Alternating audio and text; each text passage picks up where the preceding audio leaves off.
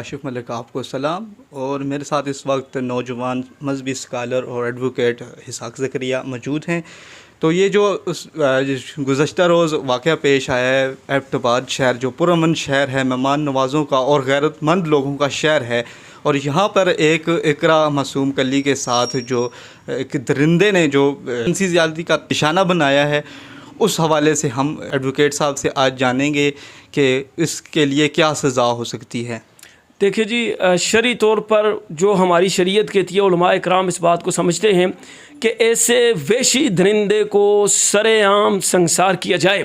اور سنسار بھی اس اذیت سے کہ شہر کے مرکزی چوک میں لایا جائے اور اس کو پتھر مار مار مار کر ایک دن لگتا ہے، ایک گھنٹہ لگتا ہے، ایک مہینہ لگتا ہے، اس کو نشان عبرت بنایا جائے۔ میں اپنے ارباب اختیار سے یہ کہتا ہوں کہ ایسے وحشی درندوں کے لیے آپ شریعت کا بل نہیں لا سکتے۔ مجھے پتہ ہے آپ کے اندر نہ اتنی ایمانی طاقت ہے، نہ کوئی اور آپ کے اندر اتنی صلاحیت ہے، آپ عالمی طاقتوں کے سامنے گھٹنے ٹیک دیتے ہیں، لیکن آپ کم از کم یہ تو کر سکتے ہیں کہ اپنی بیٹیوں کی عزت کو، اپنے بیٹوں کی عزت کو محفوظ رکھنے کے لیے، ان کی زندگیوں کو محفوظ رکھنے کے لیے قومی اسمبلی اور صوبائی اسمبلی میں یہ بل تو لا سکتے ہیں کہ قومی اسمبلی میں بھی آئے اور صوبائی اسمبلی میں بھی آئے کہ جو وحشی درندہ ایسا کام کرے اس کو سرے بازار سنسار کیا جائے،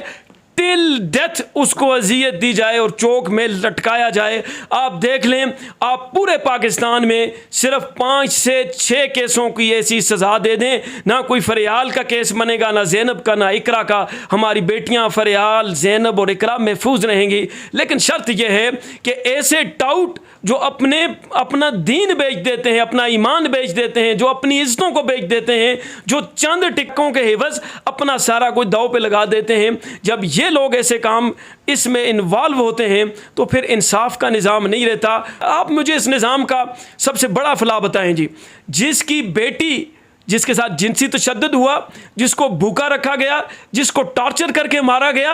اس کو بھی وکیل چاہیے عدالت میں پیش ہونے کے لیے، اور جو ملزم ہے اس کو بھی وکیل چاہیے۔ آپ سارا دن کیس دیکھتے ہیں جہاں پہ کسی بہن کا بھائی قتل ہو جائے، اس بہن کو بھی 15-20 لاکھ میں وکیل چاہیے، اور جو قتل کرنے والا ہے وہ 30 لاکھ میں وکیل کر کے بیٹھا ہوتا ہے۔ یعنی آپ کو اس نظام کی بات کر رہا ہوں میں، میرے پاکستانیوں، میرے ایبٹ آباد کے لوگوں، یہ نظام انصاف نہیں ہے، یہ انصاف کا قانون نہیں ہے، یہ ایک کاروبار ہے۔ قانون ایک بزنس بن چکا ہے۔ It's not business of justice, it's business of law. مظلوم ہے وہ بھی پیسے دیتا ہے، جو ظالم ہے وہ بھی پیسے دیتا ہے، اور جو زیادہ پیسے لگاتا ہے وہ جان نکال لیتا ہے، وہ چھوٹ جاتا ہے۔ کہیں ایسا نہ ہو کہ اگلا نشانہ آپ کی عزت، آپ کا بھائی، آپ کی بیٹی، آپ کی بہن بنے، پھر آپ کو میری بات سمجھ آئے گی۔